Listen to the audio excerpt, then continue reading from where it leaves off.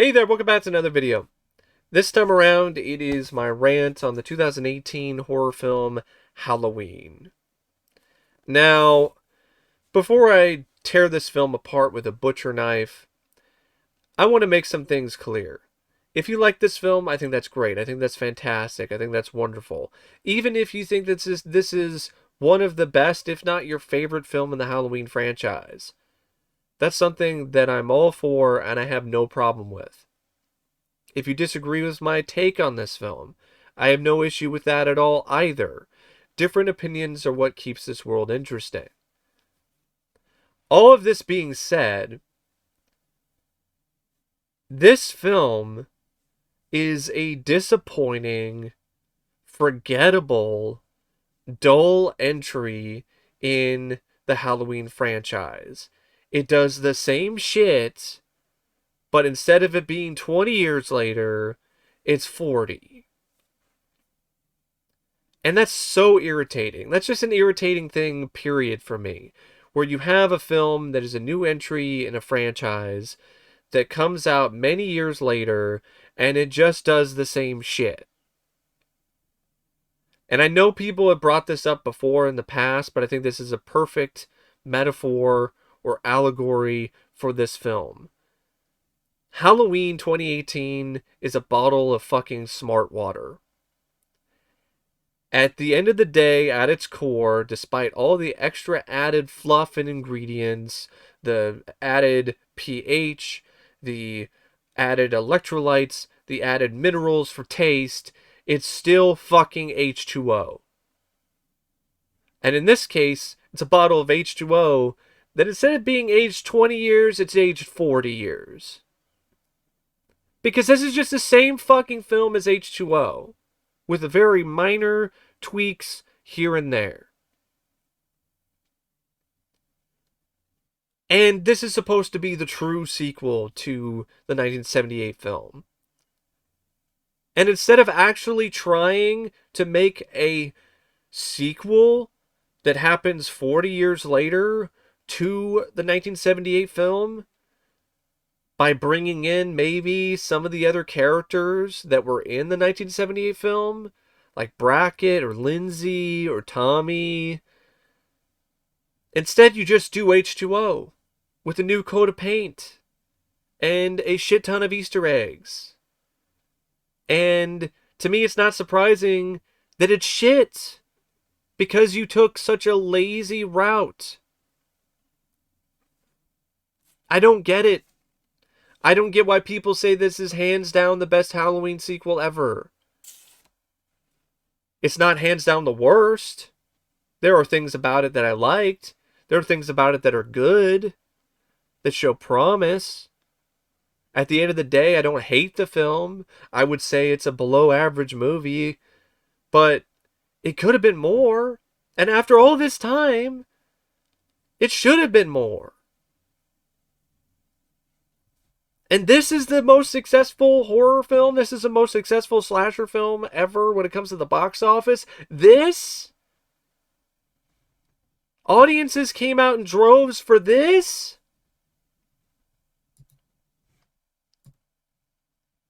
So the film is directed by David Gordon Green, and I will admit, his direction is one of the major highlights of this film. This movie really does have a great eerie sense of mood and atmosphere. It reminds you of Carpenter or Rick Rosenthal in Halloween 2. It has some genuine talent there. There's some really impressive tracking shots. I really do love the way that Gordon Green showcased his ability when it comes to the movement of the camera. And you can tell that he had a genuine passion for this franchise, as well as filmmaking in general. It also has a very consistent tone visually. It's not one of those films where it seems like it's jagged or there are mismatched tones when it comes to its style. No, it's very consistent in that regard. And I gotta give it a lot of credit for that. I wish the writing was better. I wish that it actually had more new things to say or add to this franchise, but the direction for the most part, is really good. It does have some moments, though, where it lingers on shots a little bit too long, and that is to the detriment of the directing. But I don't know if that's really necessarily the fault of the director and more the fault of the writers for blocking those scenes the way that they did. Now, speaking of the writing, the screenplay by Jeff Bradley, Danny McBride, and David Gordon Green is hands down to me the biggest element that causes this film to fail to even be a fun time waster for me. There are so many moments where this script falls flat on its ass to the point where it never really is able to even rise to average overall status. Before I talk about the things about the script that I thought sucked, I want to talk about the things about the script that I thought were actually good, that I didn't mind. For instance, I really like the character of Hawkins. I like the way that they bring him into the fold. I like the way that he's written. I don't like the way that he's put out of action. But I still like the character. And I liked those elements. I like the idea that Lori was training her daughter to learn how to fight and shoot and be prepared for when Michael returns. I like that. I didn't mind that at all. But I'm trying to think of other things that I didn't mind about the film when it comes to the writing. Oh yeah, I appreciated the fact that the writers had some major balls and showed a scene where Michael killed a kid. I know for some people that's too far, but for me, I always give writers credit and kudos when they have the balls to do that, because it shows your villain, it shows your slasher character, it shows your killer as someone who is ruthless, who does not choose, who will kill anyone and anywhere. It makes the killer so much more intimidating and imposing. There are other things too that I thought were noteworthy about the writing. I love the fact that Laurie's house is a trap. It's a trap for Michael. That's clever. That's cool. That's interesting. I don't like the fact that he just ends up on fire again like he did at the end of the 1981 sequel, but, it's still an interesting idea to make it a trap for Michael. But really, that's about it. That's all the positives I have for this writing, except for maybe one other off-screen kill that Michael had, where he killed a cop, decapitated him, and then put his severed head on a flashlight and turned it into a demented, fucked up jack-o'-lantern. Like that, okay, I'll give it credit for that as well. But there's so many other things about this script that just suck. For one, the humor. I got peanut butter on my penis. Oh, you ever heard of a banh mi sandwich? It's a Vietnamese sandwich. Shut the fuck up! I don't give a fuck about your sandwiches. What is funny about a sandwich to begin with? To quote, this is Spinal Tap, I got a 2-word review for the writing when it comes to the comedy, or the writing in general when it comes to this movie. Shit sandwich. I mean, the humor was just awful. The only time where I kind of chuckled or kind of laughed was with the kid who was being babysat.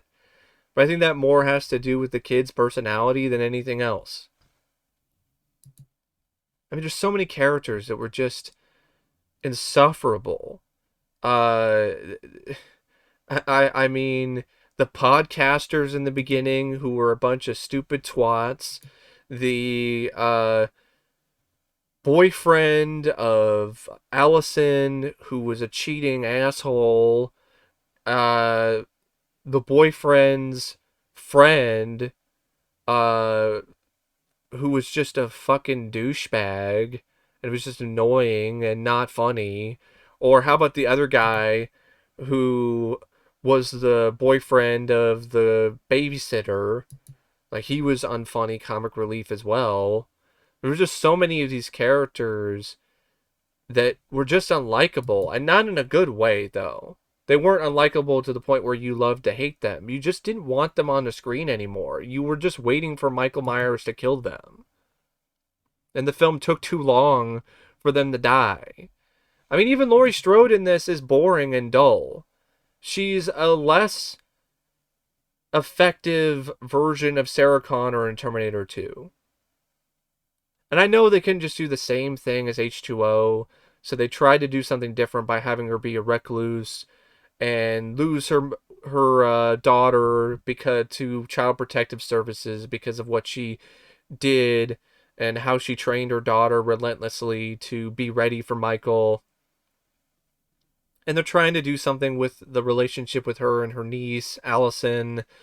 But I just felt it was just more interesting in H2O, where she left Haddonfield and she did everything that she could to separate herself from her past to the point where she changed her name and she thought she escaped it. And then her past comes back to haunt her and she has to confront it face on in order to survive. And in the meantime, also recaptures a big part of her identity. And this, it just, I don't know, it just wasn't that interesting to me. Even the stuff with the PTSD, it was done better in H2O. Even the alcoholism aspect was done better in H2O. There are so many things in this film that is trying so hard to, I guess, be a better version of H2O that H2O just completely wipes the floor with this film. So, like, I don't get it. You're trying so hard to be like, oh, we're better than H2O. We're going to do H2O better. And then you do it worse.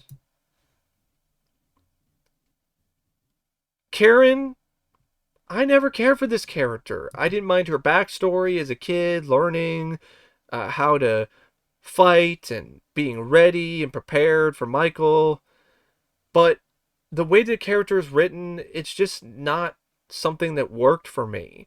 She came across as annoying and entitled and at the same time completely clueless and stupid. And I get the point, she's supposed to be the type of person who is always trying to think on the bright side and she really needs to face reality. But there really wasn't that many moments in the film where it lingered hard enough, where it focused hard enough on her having that realization that, oh my God, I was wrong. And I was wrong about my mom. No, there's not really a lot of that. There's like very brief moments.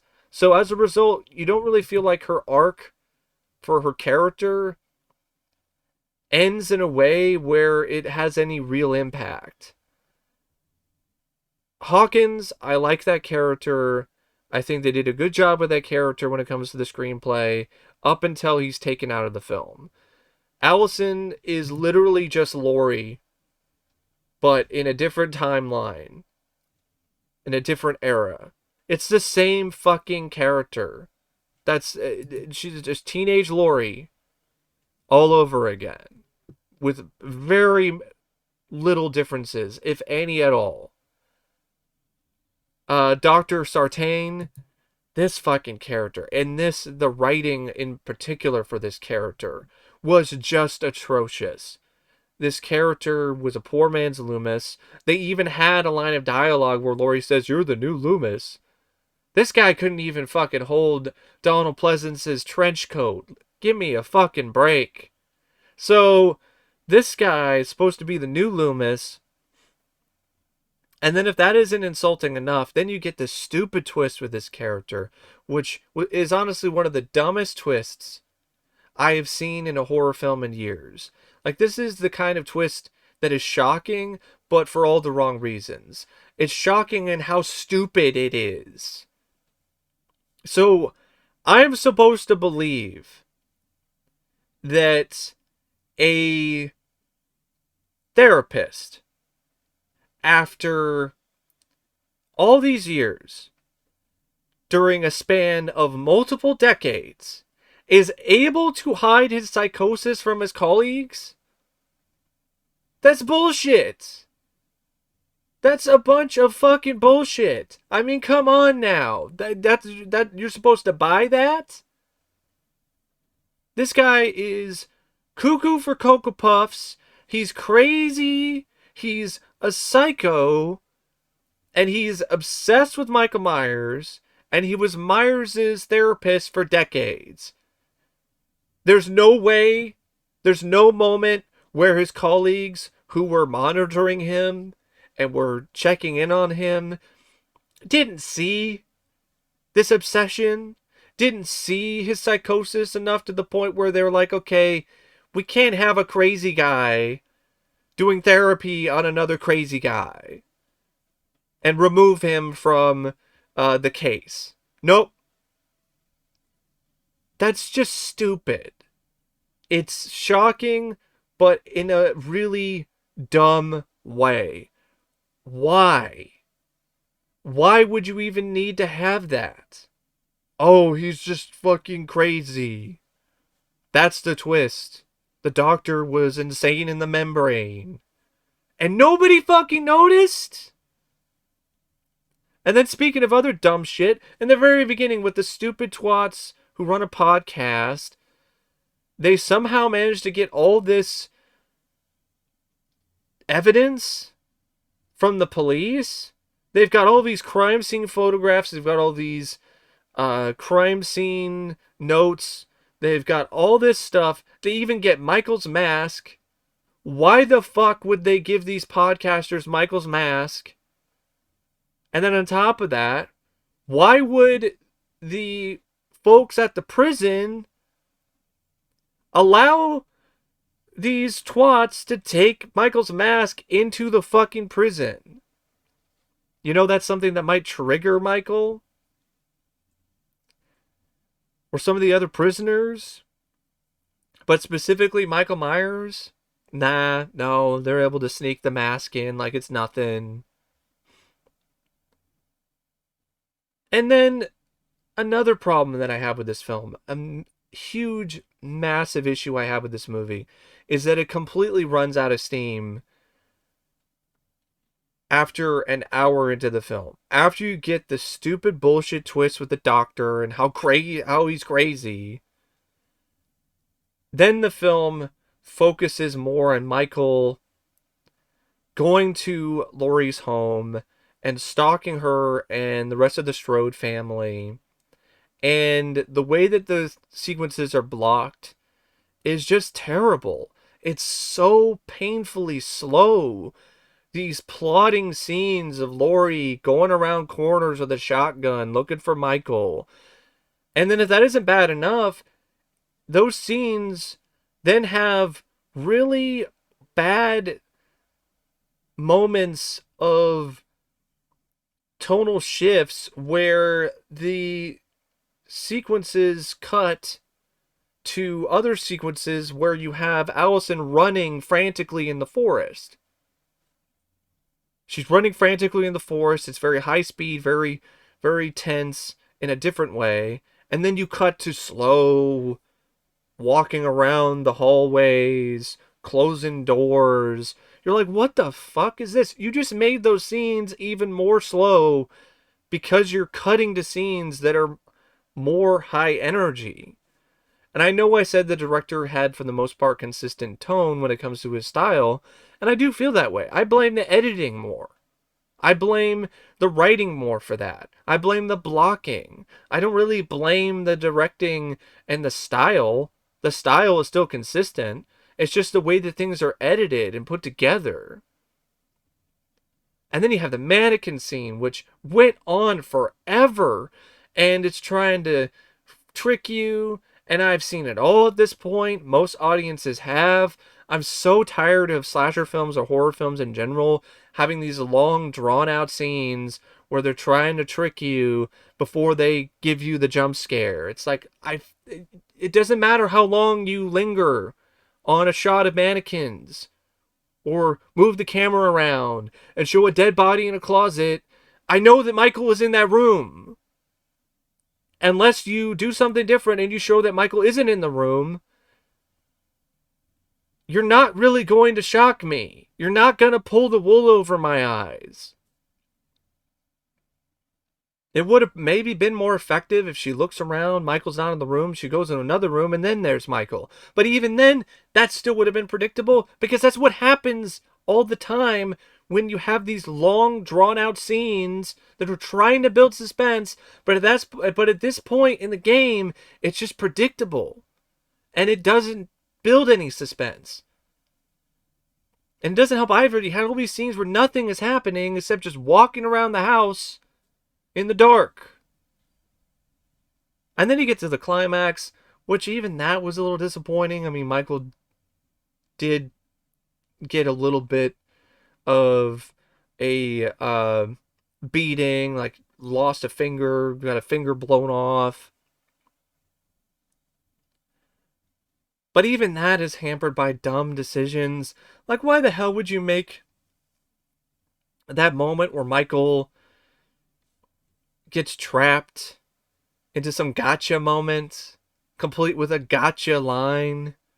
That was just lame. And while I do like the idea that the house is a trap for Michael, I'll bring it up again.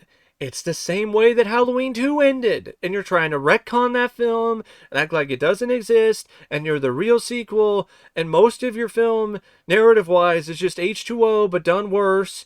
And then you have an ending where Michael is once again on fire.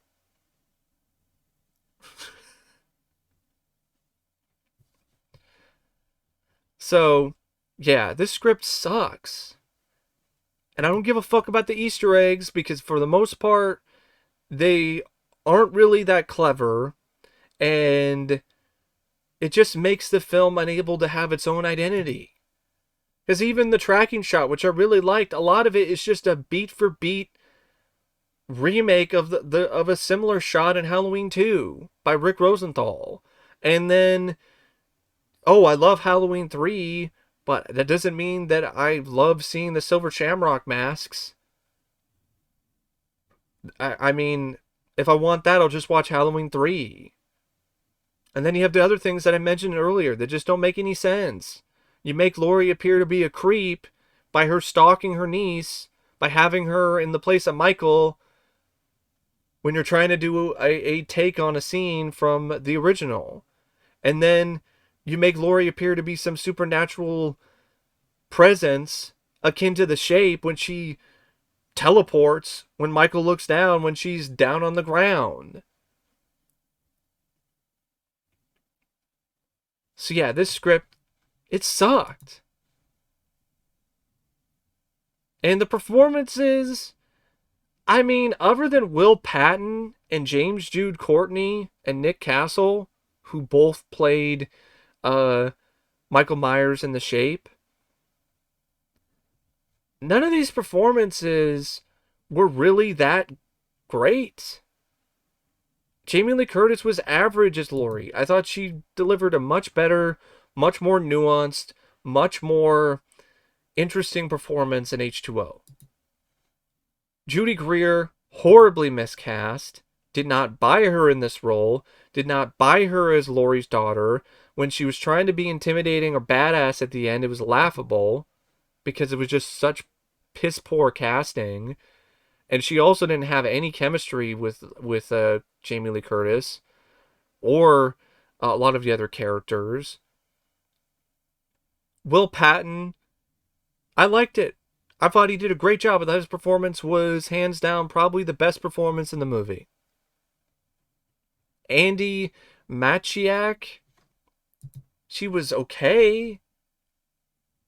It's not a crazy, awesome star turn for her, but she was okay. I honestly blame the writing more for why she just comes across as so bland and forgettable. I mean, there's not much she can do. She's just given the role of just being Laurie. But this time it's Laurie in 2018. It's teen Laurie in 2018 instead of 1978.